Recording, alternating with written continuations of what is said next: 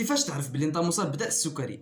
الانواع، المضاعفات، والطبقه الاكثر عرضه لهذا المرض هذا. نبداو بالانواع اللي كاينين واللي هما جوج: السكري من النوع الاول والسكري من النوع الثاني. السكري من النوع الاول هو ملي كيفقد الجسم القدره على انتاج الانسولين بشكل نهائي. وبالمناسبه وبالبساطه الانسولين هو واحد الهرمون اللي كيعاون الخلايا باش تستافد من داك الجليكوز او داك السكر اللي كيكون في الدم ديال الانسان.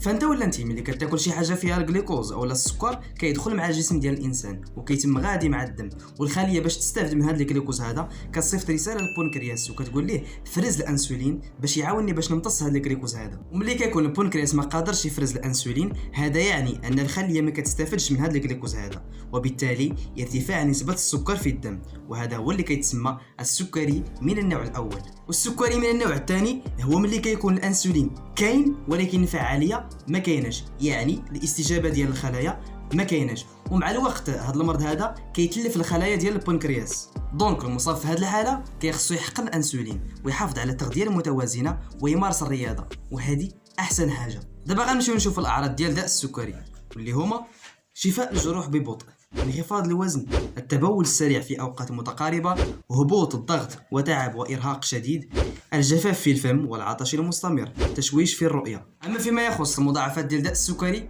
فكاينين: تلف الاعصاب، تلف الاوعيه، تلف الكلى، تلف العينين، وتلف البنكرياس. فالطبقه الاكثر عرضه لهذا المرض هذا هي الناس اللي ديما خامله وعاطيها غير القسيس، من غير بطبيعه الحال الا كان المرض وراثي. فعليكم اخواني اخواتي بممارسه الرياضه، على الاقل تمشي الا ما قدرتيش تجري باش تحمي راسك من هذا المرض هذا.